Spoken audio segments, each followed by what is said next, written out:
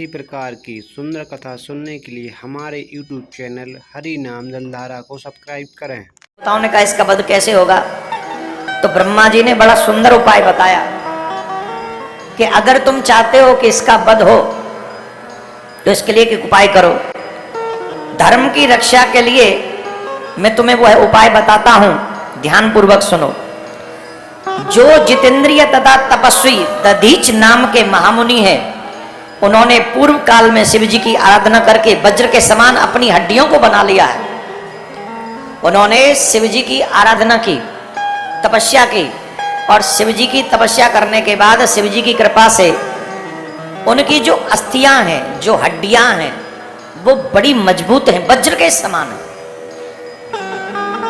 लेकिन एक अच्छी बात है, वो जो ऋषि हैं बड़े धर्मज्ञ हैं, धर्म की रक्षा के लिए वो कुछ भी कर सकते हैं।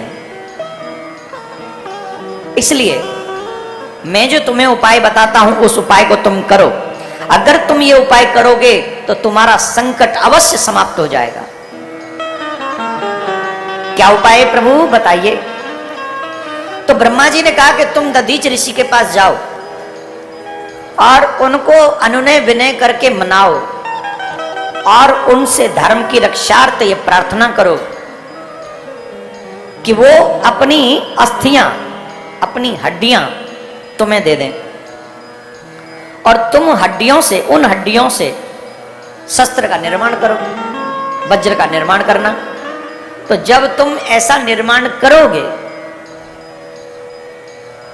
तो निश्चित तौर पर तुम उस वृत्तासुर का वध करने में सफल होगे। ऐसा ब्रह्मा जी ने उपाय उनको बताया।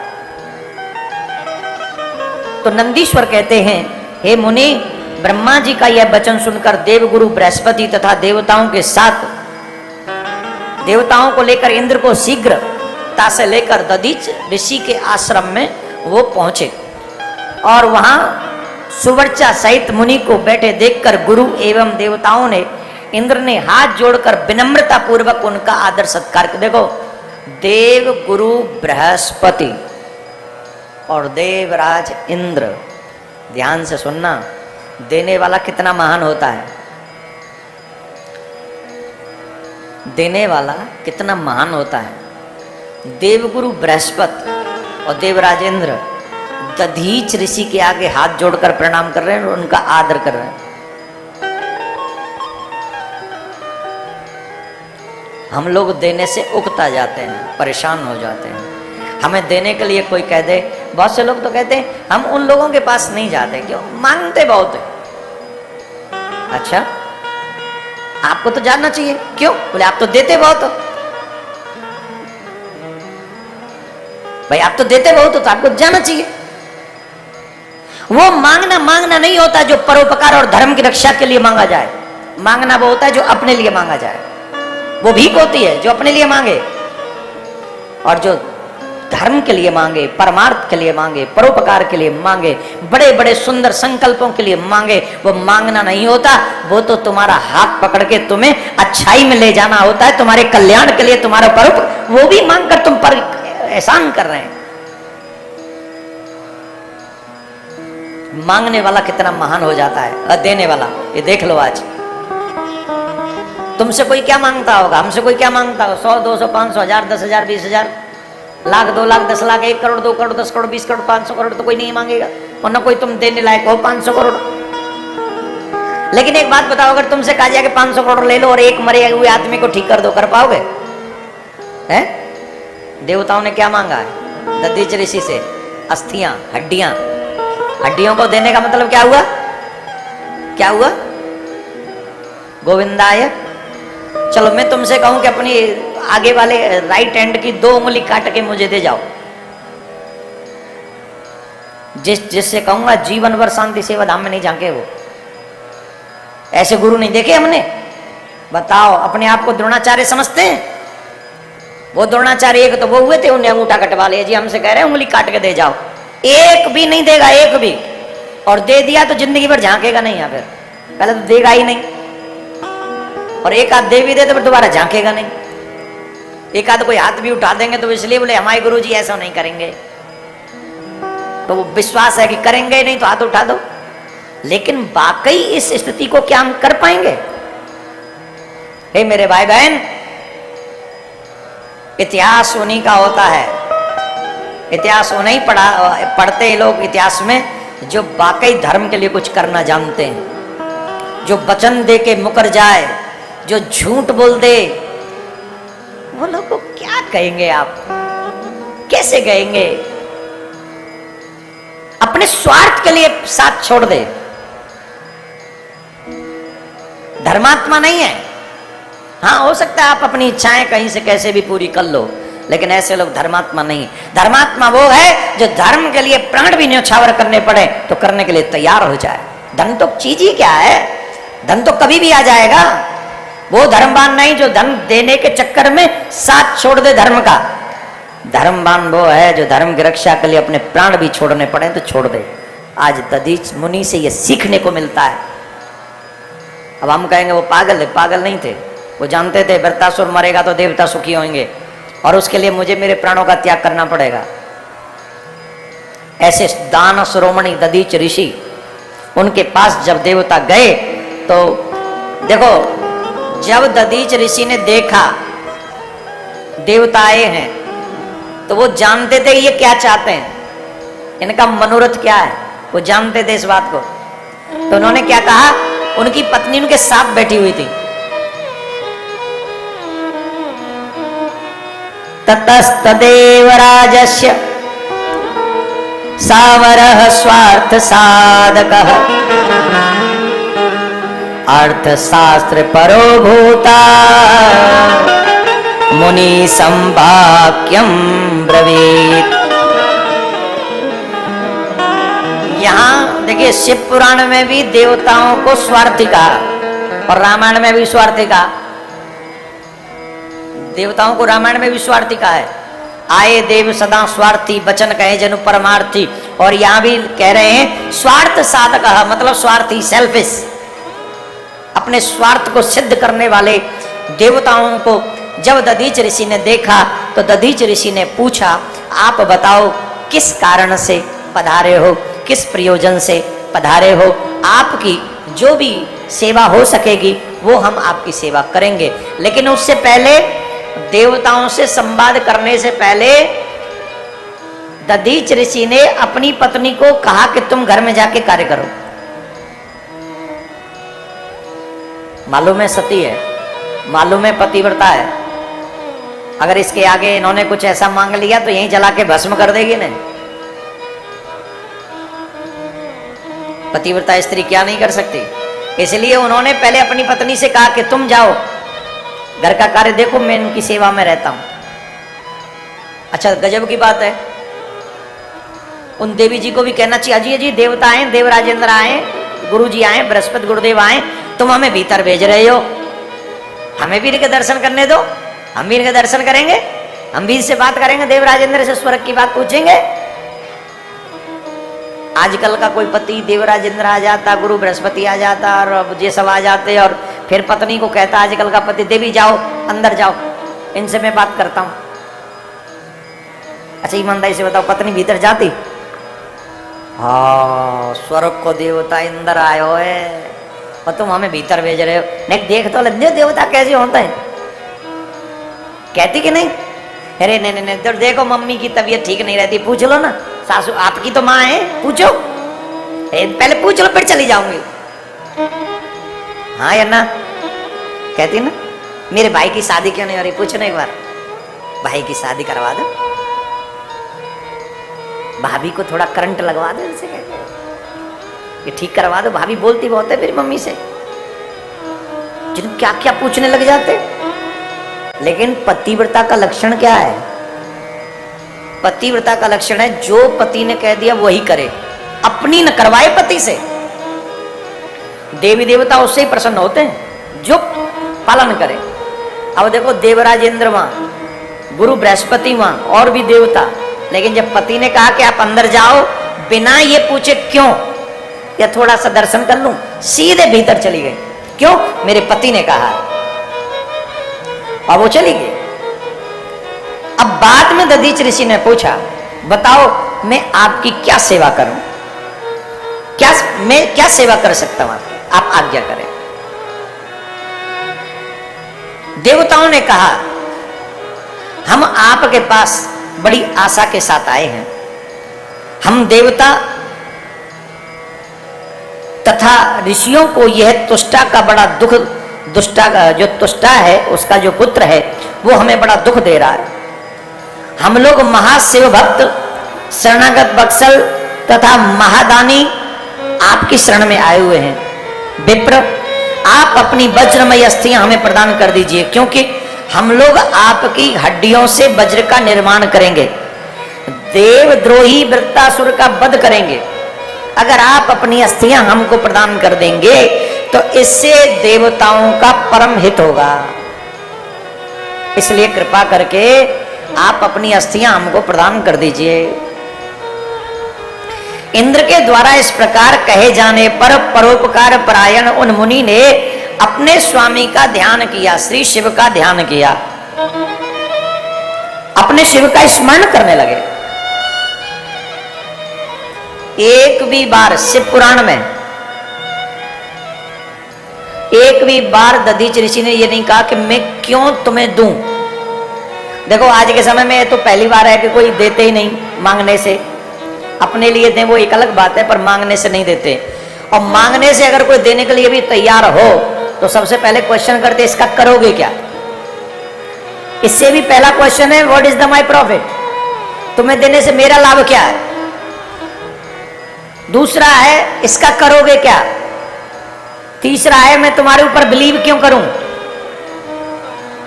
मैं विश्वास कि तुम जिसके लिए मांग रहे हो वही करोगे। कितने प्रश्न उठते हैं देने वाले के मन में, वो भी तब जब हम धन दे रहे हो। लेकिन दधीच ऋषि क्या दे रहे हैं, अस्थियां, हड्डियां, मीस अपने प्राण। फिर भी उन्होंने एक प्रश्न नहीं किया शिव पुराण में, एक प्रश्न कि तुम इन अस्थियों का करोगे क्या, मैं तुम्हें क्यों दूं, तुम मुझे मारने आए हो। और दधीच ऋषि के विषय में जान ले थोड़ा सा। शिव पुराण के अनुसार एक बार भगवान विष्णु को भी हरा चुके हैं ये शिव पुराण में जब हम कथा कहेंगे तब आपको वो पूरी कथा सुनाएंगे, पूरी कथा।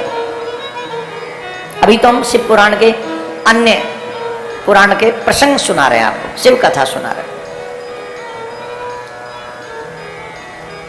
तो मेरे प्यारे एक प्रश्न एक बार भी नहीं पूछा why should I give you, मुझे क्यों देना चाहिए।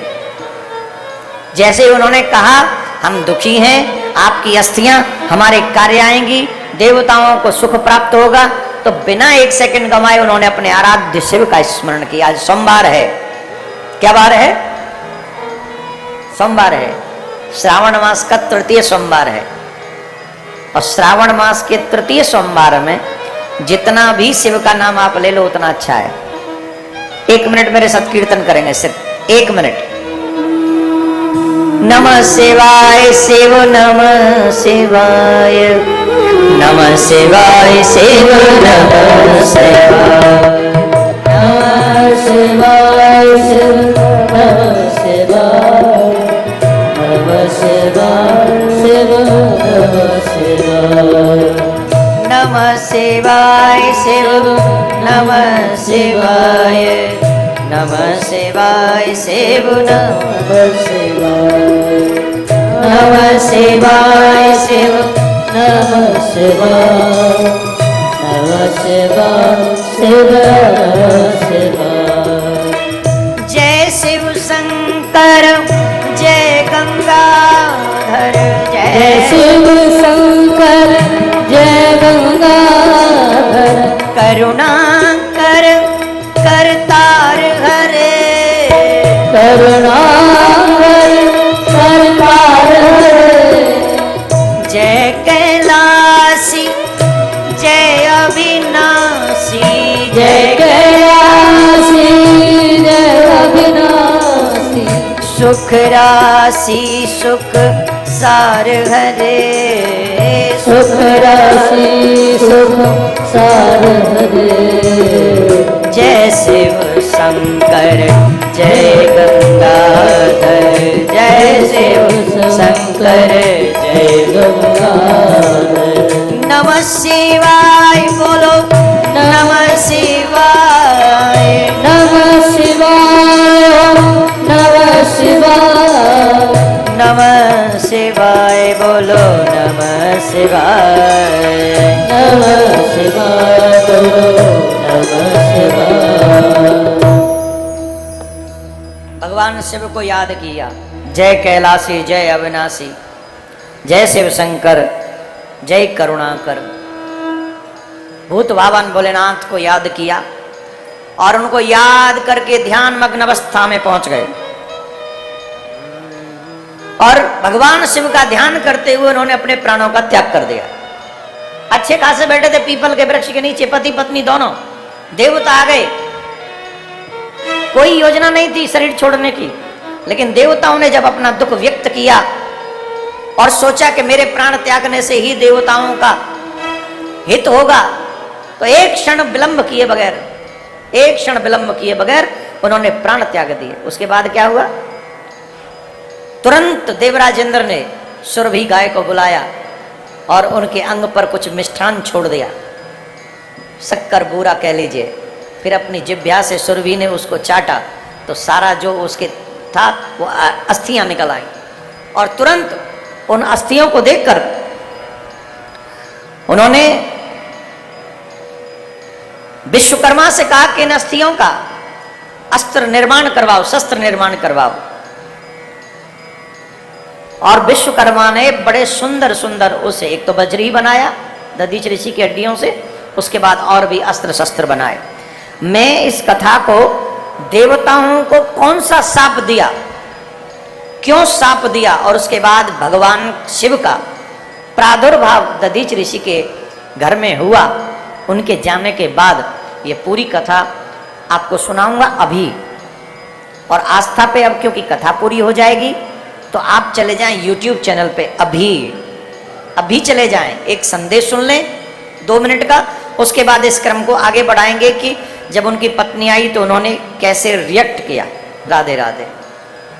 वृंदावन बिहारी लाल की जय, बाबा भोलेनाथ की जय। हम 1 मिनट में आपको जो महत्वपूर्ण जानकारी है वो दे दें, फिर कथाक्रम की ओर बढ़ेंगे।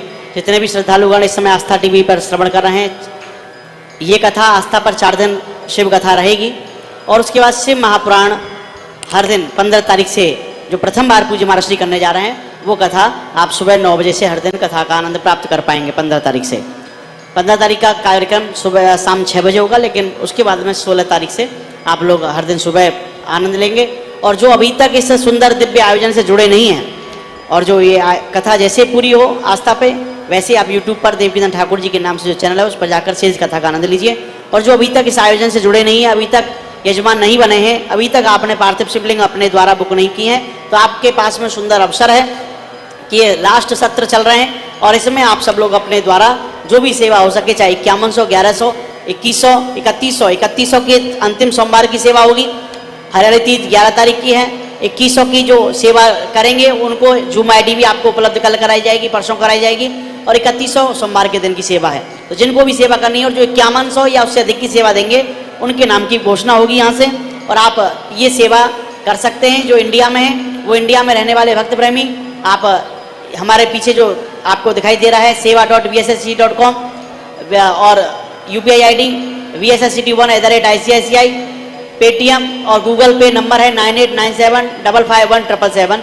इन नंबरों पे और QR कोड भी आपको दिखाई दे रहा है, उसके माध्यम से आप सेवा अपनी भेजिए। और जो भारत से बाहर हैं वो bharatdarshan.today वेबसाइट पर जाकर आप लॉगिन करिए और उसके माध्यम से आप अपनी सेवा हमें तुरंत पहुंचा सकते हैं, जिससे कि आपकी सेवा यहाँ लग सके और आप लोग इस आयोजन के हिस्सा बन सकें और आप लोग इस कार्यक्रम में भाग ले सकें। आपके नाम से पार्थिव शिवलिंग भी यहाँ पर बन सके, क्योंकि आज पार्थिव शिवलिंग का कितना बड़ा महत्व महाराज ने समझाया है और हम चाहकर भी ये कार्य नहीं कर पा रहे हैं, क्योंकि आप लोग जितनी बड़ी संख्या में जुड़ने चाहिए, जितनी बड़ी संख्या में आप लोगों का होना चाहिए। हमारे ये पार्थिव शिवलिंग तो होना ही है, क्योंकि 50 लाख से अधिक अब तक बन चुके हैं, लेकिन आने वाले समय में हमारे सभी कार्यकर्ता इसको 1.25 करोड़ तक लेके जाएंगे। आज 5,11,000 पार्थिव शिवलिंग बन रहे हैं। तो आपसे भी निवेदन है कि इसमें जो भी आपको लगे तो आप अवश्य इसके हिस्सा बनिए और इसमें सम्मिलित होइए। राधे राधे। सभी बोलेंगे प्यार से राधे राधे। जोर से बोलेंगे। देवताओं ने महाराज ऋषि दधीच की उन हड्डियों से, उनकी रीढ़ की हड्डियों से वज्र तथा ब्रह्मशिर नामक एक बाण का निर्माण किया।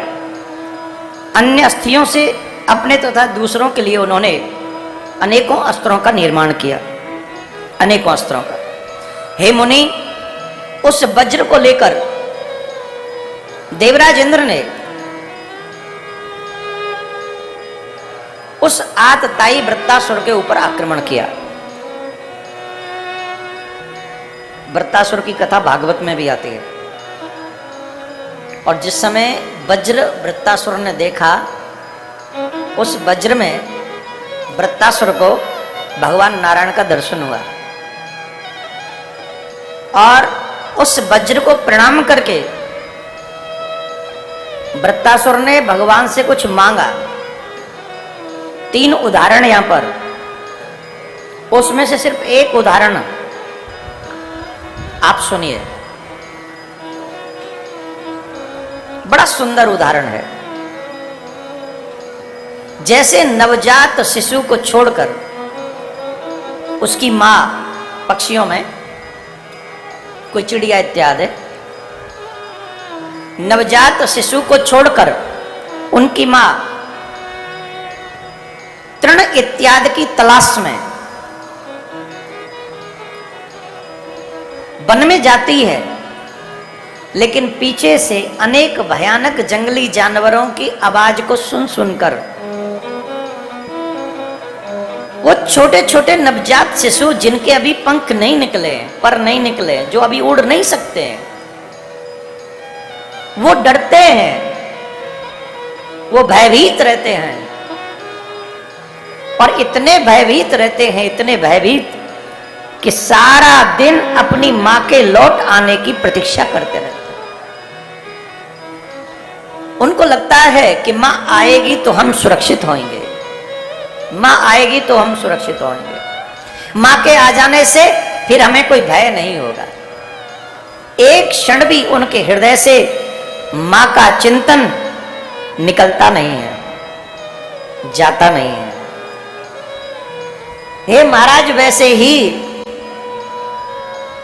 ये जो संसार है चारों तरफ से भयावह है, इनकी ऐसी ऐसी आवाज जो आती है हम तक, कृपा कीजिए। जैसे उन नवजात शिशुओं को अपनी मां की अहरनिश याद आती है, वैसे ही आपकी याद भी हमें अहरनिश आती रहे। एक क्षण भी हम आपको भूले नहीं। हे नाथ, मैं आपको कभी न भूलूं। स्थिति चाहे जैसी हो, परिस्थिति चाहे जैसी हो, पर नाथ कृपा कर दो कि मैं कभी भी किसी भी पल आपका विस्मरण न कर पाऊं।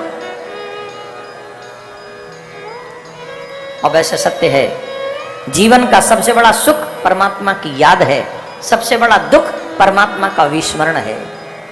जो भगवान को भूल गया वो जीते जी मर गया, और जिसे हर हाल में भगवान याद है उससे बड़ा सुखी कोई हो ही नहीं सकता। बोलो राधे राधे।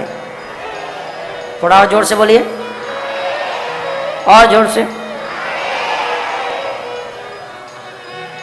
खैर, अंत तो गत्वा वृत्तासुर ने युद्ध किया, और वृत्तासुर ने, भागवत की अगर कथा हम कहें तो वृत्तासुर ने देवराज इंद्र से कहा कि शस्त्र उठाओ और मुझे मार डालो। देवराज इंद्र ने वज्र उठाया और विशालकाय वृत्तासुर के ऊपर आक्रमण किया, जिससे देवराज इंद्र ने वृत्तासुर को समाप्त कर दिया। उसका सर वज्र से काटकर अलग कर दिया था, धड़ से। बोलो राधे राधे।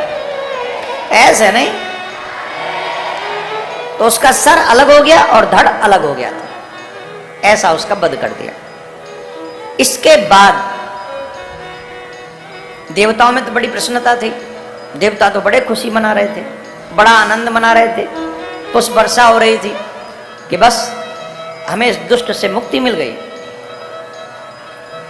पर कुछ ये तो घटना यहाँ की है दधीच ऋषि की पत्नी सुवर्चा पति की आज्ञा से अपने आश्रम के भीतर चली गई थी।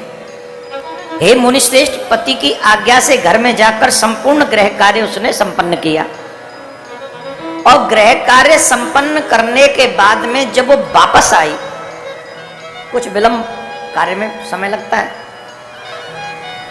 जब वापस आई तो न तो पति दृष्टिगोचर हुए और न ही देवता कहीं दृष्टिगोचर हुए, मतलब दिखाई नहीं पड़े। न तो देवता दिखाई पड़े न पति को इधर उधर देखा भी, इधर उधर देखने पर भी पति दृष्टिगोचर जब नहीं हुए, क्योंकि साध्वी थी, सती थी, पतिव्रता स्त्री थी, उसने नेत्र बंद किए और सब कुछ ध्यान लगा के देखा तो वहां पर जो घटना घटित हुई थी वो सब देख ले, वो पूरी घटना देख ले। और जब उस घटना को देखा, उस परम साध्वी को, पतिव्रता पति परायण देवी को अपार क्रोध आ गया, बहुत दुखी हो गई और सोचने लगी कि देवता इतने स्वार्थी कैसे हो सकते हैं। वो देवता इतने स्वार्थी कैसे हो गए कि उन देवताओं ने बिना मेरी चिंता किए मेरे धर्मपरायण पति के ही अस्थियां मांग ली। ऐसे कैसे संभव है? हे देवताओ, तुम बहुत बड़े स्वार्थी हो। क्रोध आ गया सुवर्चा को और सुवर्चा बोली, हे देवगणों, तुम लोग अत्यंत दुष्ट हो, अपना कार्य साधने में दक्ष, अज्ञानी हो, तुम लोभी हो। इसलिए इंद्र सहित जो लोग अपने स्वार्थ के लिए किसी के प्राण ले लें, वो देव तो छोड़ो, मनुष्य तो छोड़ो, पशु कहलाने योग्य भी नहीं। मुझे लगता है कि तुम्हें आज दंडित करके तुम्हें यह ज्ञान देना होगा कि किसी के प्राण ऐसे नहीं ले सकते। अपने स्वार्थ के लिए हम किसी के प्राण नहीं ले सकते। देवताओं, तुम्हारा हार व्यवहार और विचार पशुओं जैसा हो गया है। मैं तुम्हें शाप देती हूं कि तुम सब देवता पशु हो जाओ। ये शाप दिया। वो देवी कहती है, मैं तुम्हें शाप देती हूं, तुम सब पशु हो जाओ। तुम सब के सब पशु हो गए। इस प्रकार तपस्विनी मुनि पत्नी सुवर्चा ने इंद्र सहित सभी देवताओं को शाप दे दिया। उसके बाद वह मनुष्यनी पतिव्रता धर्मपरायण स्त्री कहने लगी, हाय हाय, अब मैं पति के बिना जीकर क्या करूंगी, मैं पति के बिना जीवित नहीं रह सकती। ऐसा सोचकर उन्होंने एक चिता बनाई और चिता बनाकर उस चिता में ऊंची ऊंची लपटें उठने लगीं। उस चिता की 3 परिक्रमा की। सोचा ये कि पति नहीं तो मेरा जीवन भी किसी काम का नहीं। मैं सती होकर अपने पति के साथ जहां जिस धाम में, जिस लोक में मेरे पति हैं, मैं उस लोक में चली जाऊंगी और वहीं पर मैं वास करूंगी, वहीं रहूंगी, अब यहां नहीं रहना। तो चिता की 3 परिक्रमा करने के बाद जब वो देवी उस चिता में प्रवेश करने लगी तो भगवान शिव की प्रेरणा से वहां पर आकाशवाणी हुई और आकाशवाणी ने कहा, हे प्राज्ञे, तुम ये दुस्साहस मत करो। तुम जो इस चिता में अपने आप को भस्म करना चाहती हो, यह निर्णय अभी इस समय उचित नहीं है। क्यों नहीं है? सगर्वान दहे गात्र मिति ब्रह्म निषेदनम। हे देवी, इस समय तुम अकेली नहीं हो। तुमने इस समय गर्भ धारण किया हुआ है और गर्भ धारण की हुई स्त्री के लिए सती होना वेद इसके लिए निषेध करता है। भाई गर्भ एक थोड़ी, फिर तो 2 जान जाएंगे। एक तो आप और एक शिशु। तो जिसने गर्भ धारण किया हुआ है वो सती नहीं हो सकती। पहले पूर्व में ये विधान था कि अच्छा सब पे लागू नहीं होता था। कई लोग कहते सती प्रथा, प्रथा नहीं है, स्वेच्छा थी उनकी। वो उतनी तपनिष्ठ थी कि अपने पति के जाने के बाद वो स्वयं इस कार्य को करती थी, उन्हें कोई समाज नहीं करवाता था।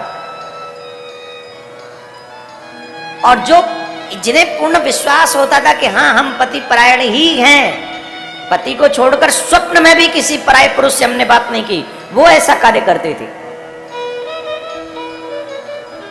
ऐसे थोड़ी है ना कि कभी भाई साहब, कभी भैया जी, कभी ये, कभी वहां घुमाए, कभी किसी के साथ फिल्म देखा है और पति मर गए तो बोले चलो हम सती होंगे। तो ये लक्षण थोड़ी, ऐसा सिद्ध नहीं होगा, ऐसे ठीक नहीं होगा। बहुत जरूरी है। वो पति परायण देवी थी लेकिन गर्भ धारण किया हुआ था। वेद निषेध करते हैं गर्भास्थ स्थिति में कोई भी स्त्री सती नहीं हो सकती। आकाशवाणी ने कहा, और आप घबराइए नहीं, तुम्हारे उदर से गर्भ रूप से मुनि का तेज जो विद्यमान है, तुम उसे प्रयत्न पूर्वक उत्पन्न करो हे देवी, उसके बाद तुम अपना अभिष्ट कार्य कर सकती हो। क्योंकि सगर्भा को कभी सती नहीं होना चाहिए। नंदीश्वर बोले हे मुनीश्वर, ऐसा कहकर आकाशवाणी शांत हो गई। तब उसे सुनकर वे मुनि की पत्नी क्षण भर के लिए विस्मित हो गई।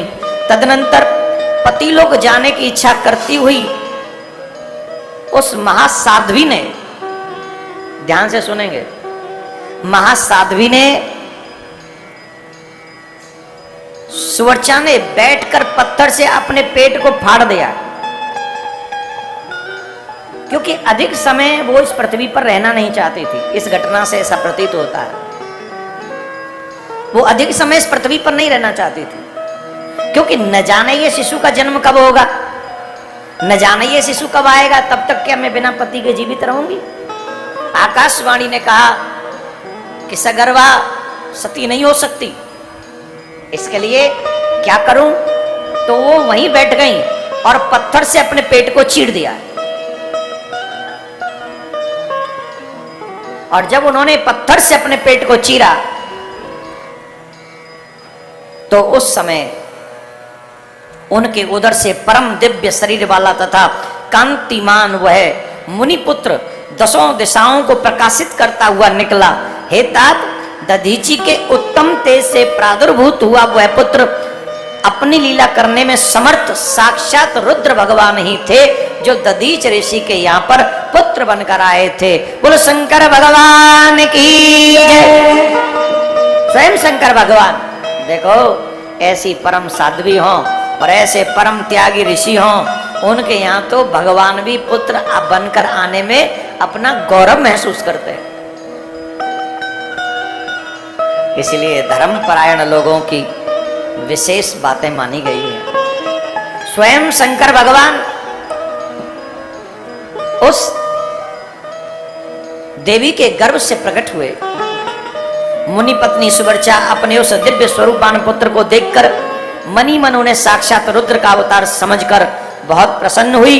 और हे मुनीश्वरों, उन महासाध्वी ने शीघ्रता पूर्वक उन्हें प्रणाम किया और उनकी स्तुति की, उनके स्वरूप को अपने हृदय में स्थापित कर लिया। तत्पश्चात पतिलोक जाने वाली विलक्षण माता सुवर्चा हंसकर अपने उस पुत्र से अत्यंत प्रेम से कहने लगी,